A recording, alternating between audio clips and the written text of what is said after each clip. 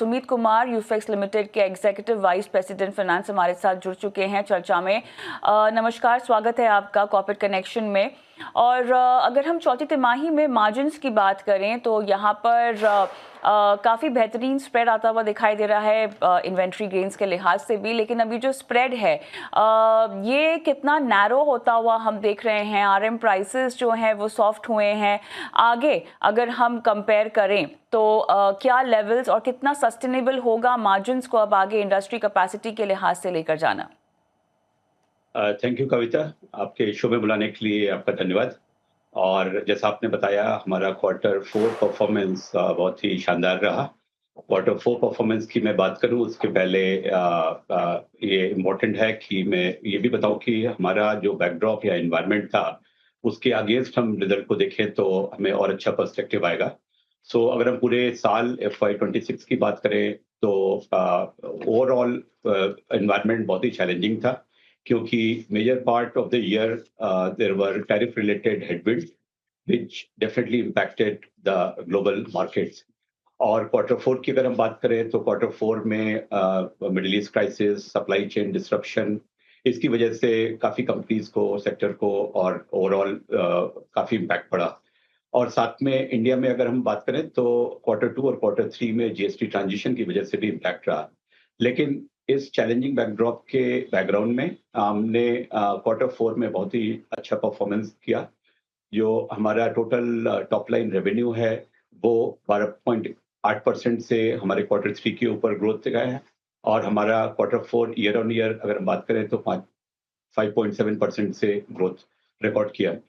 और ये लार्जली हमारे सेल्स वॉल्यूम के में ग्रोथ से अचीव हुआ है। सेल्स वॉल्यूम ओवरऑल हमने, अगर हम प्रीवियस क्वार्टर के ऊपर बात करें तो 10.3% हमने ग्रोथ रिकॉर्ड किया। और अगर क्वार्टर फोर अगर लास्ट ईयर से कंपेयर करें तो 1% भी हमने ग्रोथ रिकॉर्ड किया। और 10.3% जो हमारी सेल्स वॉल्यूम की ग्रोथ है वो हमने अचीव किया मोर और लेस दोनों सेगमेंट में, दोनों मेजर सेगमेंट में। पैकेजिंग फिल्म्स में हमारी ग्रोथ 11.4% रही सेल्स वॉल्यूम में, और पैकेजिंग बिजनेस में हमने 7.1% की ग्रोथ की। तो ये तो हो गई टॉप लाइन रेवेन्यू और सेल्स वॉल्यूम की बात। ये हमने अचीव किया लार्जली बिकॉज ऑफ 2 और 3 मेजर फैक्टर्स। उसमें से सबसे इंपॉर्टेंट था कि जब ओवरऑल डिस्ट्रप्शन और ये सारी चीजें थी तो यूफ्लेक्स का जो बिजनेस मॉडल है और सबसे बड़ी स्ट्रेंथ है of having a fully integrated business model and having a global footprint across the world, उसकी वजह से हमें उसका फायदा मिला कि हम सबसे कम सप्लाई चेन डिस्ट्रप्टेड कंपनीज थे और अश्योर्ड सप्लाई और डिलीवरी हम कस्टमर को दे पा रहे थे। तो उसका हमें फायदा मिला वॉल्यूम ग्रोथ में, और साथ में जो इम्प्रूव्ड रियलाइजेशन रहा इस क्वार्टर में उसके वजह से हमारी रेवेन्यूज में और भी ज्यादा बेनिफिट देखने को मिला। और अगर हम सेम ट्रेंड को आगे हम एबिटा के टर्म्स में देखें तो एबिटा इनफैक्ट इस क्वार्टर में जो हमने रिकॉर्ड की है 626 करोड़ की, वो हमारी हाईएस्ट एबिटा है लास्ट 14 क्वार्टर में। अगर हम मार्जिन एक्सपेंशन के टर्म्स में बात करें तो क्वार्टर थ्री का मार्जिन जो कि 12.7% था, उसके ऊपर हमने 260 बेसिस पॉइंट की इम्प्रूवमेंट किया है, और अभी हमारा 15.3% एबिटा मार्जिन रहा है क्वार्टर फोर का। अगर हम सेम क्वार्टर से कंपेयर करें लास्ट ईयर के तो हमने 300 बेसिस पॉइंट का एबिटा मार्जिन एक्सपेंशन किया है। ओवरऑल एबिटा एक्चुअल टर्म्स में 36% हमारा सीक्वेंशियल क्वार्टर के बेसिस पे ग्रोथ रहा है 626 करोड़ में, और अगर हम क्वार्टर फोर से कंपेयर करें तो 31% बढ़ा है। सो ये सारी चीजें हमारे लिए बहुत पॉजिटिव रही हैं। और लाइकवाइज इनफैक्ट हमारे नेट प्रॉफिट में भी क्वार्टर ऑन क्वार्टर 300% के जंप रहा है, और अगर हम क्वार्टर फोर लास्ट ईयर से कंपेयर करें तो 100% से ऊपर का जंप रहा है। हमारी नेट प्रॉफिट मार्जिन भी एक्सपैंड होकर 4.9% हुई है for the quarter, as against 1.3% of the previous quarter and as against 2.5% for quarter four of last year. So overall ये सारे फैक्टर्स की वजह से यूफ्लेक्स ने परफॉर्म क्वार्टर फोर में बहुत ही अच्छा परफॉर्मेंस रिकॉर्ड किया है, और वो हमारे नतीजों में, हमारे नंबर्स में दिख रहा है। सुमित जी, ये बताइएगा, कस्टमर्स ने अपने परचेसेस डिले किए हैं Q4 में क्योंकि प्राइसेस काफ़ी ज़्यादा वॉलेटाइल रहे हैं, लेकिन क्या ये बाइंग पैटर्न अब नॉर्मलाइज हुआ है Q1 के लिहाज से? अगर आप कोई जानकारी दे सकें, या आपको लगता है कि यहाँ पे रीस्टॉकिंग डिमांड में थोड़ी सी वॉलेटिलिटी रही है? या तो इनफैक्ट मेरा पर्सपेक्टिव है कि मोर देन क्वार्टर फोर ये परचेज डिसीजन जो डिफर किया है ये ट्रेंड हमें ज्यादा विजिबल लग रहा है करंट क्वार्टर में, बिकॉज क्वार्टर फोर में जो सप्लाई डिसरप्शन था उसके वजह से जो प्लेयर्स अश्योर्ड सप्लाई दे पा रहे थे वो इम्पैक्ट नहीं हुए थे परचेज डिसीजन किसी डिफरमेंट से। वो करंट क्वार्टर में क्योंकि एक कंटिन्यूड सीज फायर चल रही है और जनरल करेक्शन हुआ है प्राइसेस में, उसकी वजह से एक्सपेक्टेड करेक्शन की वजह से कई कस्टमर्स अपना परचेज डिसीजन करंट क्वार्टर में डिफर कर रहे हैं या होल्ड बैक कर रहे हैं। तो हमें आपने जो ट्रेंड बताया है ये करंट क्वार्टर में ज्यादा विजिबल है rather than in the quarter four where we saw the growth in the sales volume and not impacted by this kind of no trend of any deferment, particularly for during that period, because this was being catered to by more established integrated players like us. Alright, packaging film volumes जो हैं वो थोड़े से pressure में रहे हैं despite favourable spreads. अब ये जो वॉल्यूम वीकनेस है ये कितनी आपको लगता है कि कंपेटिटिव इंटेंसिटी की वजह से रही है जो शायद न्यू कैपेबिलिटीज ग्लोबली की वजह से दिखाई दिया है, या और इसकी रिकवरी को लेकर भी, वॉल्यूम रिकवरी को लेकर भी FY27 में हम किस तरह की राहत देख सकते हैं? या तो अगर हम बात करें अगर कैपेसिटी और सप्लाई डिमांड की अगर बात करें इंडिया के कॉन्टेक्स्ट में अगर हम बात करें तो दो मेजर सेगमेंट में मैं ट्राई कर सकता हूँ आपको एक पर्सपेक्टिव देने का। बोपेट फिल्म में अगर हम बात करें करीब करीब installed capacity on a monthly basis 108 से 110,000 टन पर मंथ की है। उसके अगेंस्ट अगर हम डोमेस्टिक डिमांड और साथ में अगर एक्सपोर्ट का करें तो करीब करीब 90,000 के आसपास का 90,000 टन के आसपास का सेल्स हम लोकल प्लेयर्स से देखते हैं। सो ये जो गैप है और उसके अगेंस्ट अगर हम 8% की एक्सपेक्टेड ग्रोथ फैक्टर करें so largely this is what is expected to continue.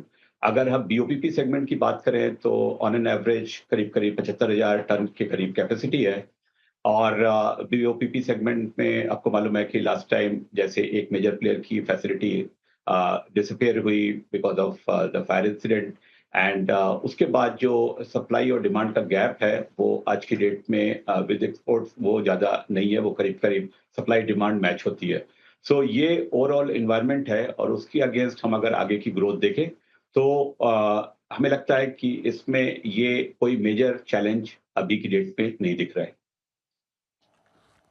और साथ में अगर हम जी। देखें जो एक्सपेक्टेड कैपेसिटी ऐड हो रही है, मतलब अगर बॉकेट सेगमेंट की बात करें तो हमारे नॉलेज के हिसाब से 2 लाइन्स ऐड हो रही हैं। वो 2 लाइन शायद 8,000 टन में और कैपेसिटी में ऐड करेंगी और बीओपीपी सेगमेंट में आई थिंक 4 से 5 लाइन इस साल में एक्सपेक्टेड है, वो करीब-करीब 19,000 टन और करेंगी।